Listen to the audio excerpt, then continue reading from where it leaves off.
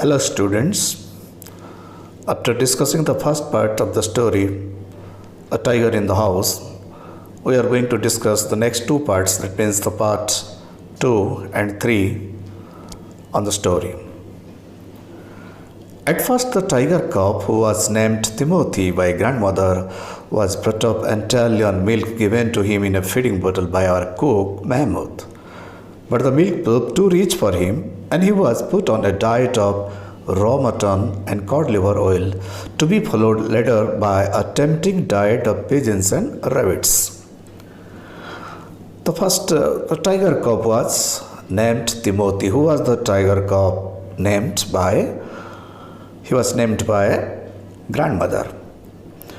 The tiger cub was at first brought up by the writer's cook, Mahmoud. He was provided with milk at first, followed by a diet of raw mutton and cod liver oil, and ultimately a diet of pigeons and rabbits. Timothy was provided with two companions, Toto the monkey, who was bold enough to pull the young tiger by the tail and then climb up the curtains if Timothy lost his temper, and a small mongrel puppy found on the road by grandfather. Whenever Timothy lost his temper, he climbed the curtain of the house. And the another one, the second friend, the second companion that Timothy was provided with was a mongrel puppy who was found by grandfather on the road. At first, Timothy appeared to be quite afraid of the puppy and darted back with a spring if it came too near.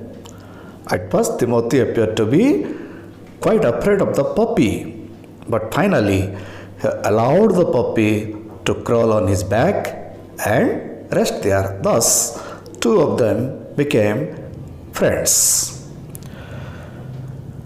One of Timothy's favorite amusements was to stalk anyone who should play with him, and so when I came to live with grandfather, I became one of the tiger's favorites. With a crafty look in his glittering eyes and his body crouching, he would creep closer and closer to me, suddenly making a dash for my feet, rolling over on his back and kicking with delight and pretending to bite my ankles. So what was Timothy's one of the favorite amusements? It was one of his favorite amusements was to stalk anyone who should play with him. And whenever the writer came to grandfather's house, he became one of the tiger's favorites, and he made fun with him. Timothy made fun with him. He rolled over on his back and he kicked with delight, pretending as if biting the writer's ankles. He was by this time the size of a full-grown retriever. Retriever means a kind of dog, hunting dog. He was by this time the size of a full-grown retriever. And when I took him out for walks, people on the road would give us a wide berth. When he pulled hard on his chain, I had difficulty in keeping up with him. His favorite place in the house was the drawing room, and when he would make himself comfortable on the long sofa, reclining there with great dignity and snarling at anybody who tried to get him up. Timothy became gradually like a full-grown retriever. When the writer took him out for walks, people were afraid of them because he pulled hard on his chain sometimes, and the writer had difficulty in controlling him. Timothy's favorite place in the house was drawing room. What was Timothy's favorite place in the house? It was drawing room. And where did Timothy make himself comfortable? It was on the long sofa. He kept reclining there with great dignity. Timothy kept reclining. Reclining means lying. Timothy kept reclining, that means kept lying there, lying on the sofa with great dignity. Dignity means prestige. And he started to growl at anybody, snarl at anybody who tried to get him up. Timothy had clean habits and would scrub his face with paws exactly like a cat's. He slept at night in the cook's quarters and was always delighted at being let out by him in the morning. What was Timothy's clean habits? Timothy's clean habits was he would scrub his face with his paws exactly like a cat. When did Timothy sleep at night? He slept at night in the cook's quarters. And what was Timothy delighted at? Timothy was delighted at being let out by the cook in the morning. One of these days, declared grandfather in his prophetic manner, we are going to find Timothy sitting on Mahmud's bed and no sign of the cook except his clothes and shoes. Because of Timothy's unruly behavior gradually, because of his unfriendly manner, one day grandfather declared in his prophetic manner, as if in prediction, that such a day might come when they were going to find Timothy sitting on Mahmud's bed and there will be no sign of the cook except his clothes and shoes. Of course, it never came to that. But when Timothy was about 6 months old, a change came over him.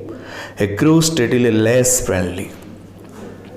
When out for a walk with me, he would try to steal away to stalk a cat or someone's pet package. Sometimes at night we would hear frenzies cackling from the poultry house, and in the morning there would be feathers lying all over the veranda.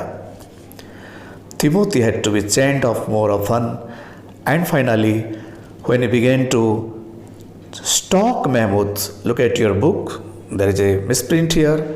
When he began to talk, this is not talk, it should have been written as stalk. When he began to stalk, S-T-A-L-K, when he began to stalk Mahmud about the house with what looked like villainous intent, grandfather decided it was time to transfer him to a zoo. When Timothy was about 6 months old, what happened to him? What was the change that came over him? Timothy grew steadily less friendly, became less friendly. So, whenever he went outside with the other, he would try to steal away to stalk a cat or someone's pet pecknies. Pecknies means a breed of dog, a kind of dog. And sometimes it happened, they would hear frenzies cackling, that means a lot of noise from the poultry house. And what happened? In the morning there would be feathers lying all over the veranda. Therefore, they had to chain Timothy very often. But ultimately it happened that Timothy didn't spare Mahmud, the cook, his caretaker. So when he began to stalk Mahmud with an evil intention, grandfather decided that it was time to transfer him to a nearby zoo. The nearest zoo was at Lucknow, 200 miles away.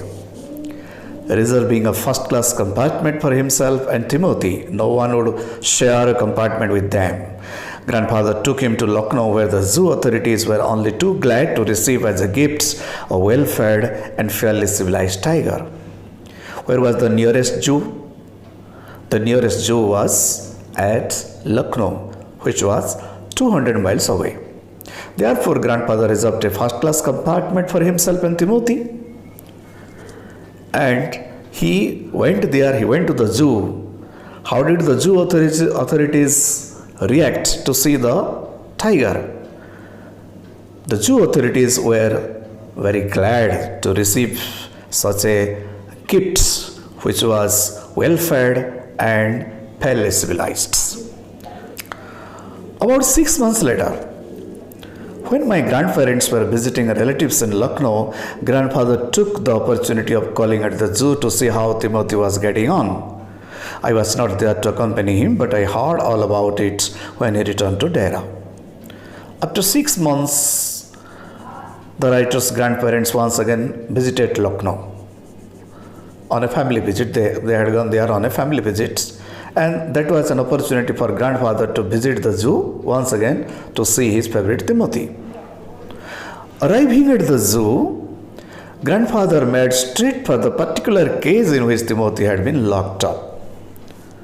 The tiger was there, crouched in a full grown and with a magnificent striped coat. The grandfather, when arrived at the zoo, he went straight to the particular cage in which Timothy had been locked up. And he could find the tiger there, who was crouched in a corner. At that time he was full grown and he had a magnificent striped coat. Coat means striped coat. Coat means his skin. Grandfather greeted him. "Hello, Timothy," said grandfather, and climbing the railing with ease. Mark this misspelling also. This is railing, not mailing. R-A-I-L-I-N-G. "Hello, Timothy," said grandfather, and climbing the railing with ease, he put his arm through the bars of the cage. This is railing,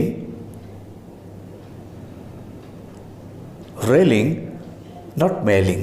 R-A-I-L-I-N-G. Railing with ease, railing of the place. "Hello, Timothy," said grandfather, climbing the railing with ease. He put his arm through the bars of the cage. The tiger approached the bars and allowed grandfather to put both hands around his head. Grandfather stroked the tiger's forehead and tickled his ear. This should have been also tickled. T-I-C-K-L-E-D. Grandfather stroked the tiger's forehead and tickled his ear. T-I-C-K-L-E-D. His ear, and whenever he growled, smacked him across the mouth, which was his old way of keeping him quiet. So, smack means to hit lightly. To hit lightly. This was, what did grandfather do when Timothy growled? Whenever Timothy growled, grandfather used to smack him across his mouth like awa, awa, awa, which was his old way of keeping him quiet. Then he licked grandfather's hands and only sprang away when a leopard in the next case snarled at him. Grandfather shooed the leopard away and the tiger returned to lick his hands, but every now and then the leopard would rush at the bars and the tiger would slink back to his corner. There was a leopard which was close to the cage of Timothy, and Timothy was very scared of him. So Timothy licked grandfather's hands and only sprang away when a leopard in the next cage snarled at him. Grandfather shooed the leopard away. A number of people had gathered to watch the reunion when a keeper pushed his way through the crowd and asked grandfather what he was doing, because it was quite unusual that someone would have handshake, someone would put through his arm with a tiger, because it was very risky. So at that time a keeper pushed through the crowd and asked grandfather what he was doing. Grandfather simply answered, "I am talking to Timothy," said grandfather. "Weren't you here when I gave him to the Jew 6 months ago?" "I haven't been here very long," said the surprised keeper. This is keeper, not keepers. This is keeper, singular, not keepers. "I haven't been here very long," said the surprised keeper. "Please continue your conversation, but I have never been able to touch him myself. He is always very bad-tempered." The keeper was very astonished to see that the grandfather was having conversation with the tiger, and he was making a lot of fun with the tiger, because he considered the tiger to be very dangerous, or to be very bad tempered. Why don't you put him somewhere else? Suggested grandfather. That leopard keeps frightening him. I will go and see the superintendent about it. Therefore, grandfather saw that his Timothy was very afraid of the leopard. So he suggested something to the keeper, and he wanted his Timothy to be transferred to another cage. So he decided that he would go and see the superintendent of the zoo. Grandfather went in search of the superintendent of the zoo, but found that he had gone home early, and so after wandering about the zoo for a little while, he returned to Timothy's cage to say goodbye. It was beginning to get dark. Although grandfather went in search of the superintendent of the zoo, he was not able to find him there because he had gone home early. So after wandering somewhere inside the zoo, he once again returned back to Timothy to bid him goodbye. He had been stroking and slapping Timothy for about 5 minutes when he found another keeper observing him with some alarm. Grandfather recognized him as the keeper who had been there when Timothy had first come to the zoo. You remember me? Said grandfather. Now, why don't you transfer Timothy to another cage away from this stupid leopard? That means when grandfather saw the second keeper, he also wanted the same thing from him. That means he wanted to transfer his Timothy to another cage. He suggested this to this second keeper. What was the reply of the second keeper? But sir, it is not your tiger. I know, said grandfather testily. I realize he is no longer mine, but you might at least take a suggestion or two from me. I remember your tiger very well, said the keeper. He died 2 months ago. Died? Exclaimed grandfather. Yes, sir, of pneumonia. This tiger was trapped in the hills only last month, and he is very dangerous. Grandfather was shocked. He was shocked to hear that the tiger he was talking to was not Timothy. He was someone else. And he came to know that his Timothy had died of pneumonia. Grandfather could think nothing to say.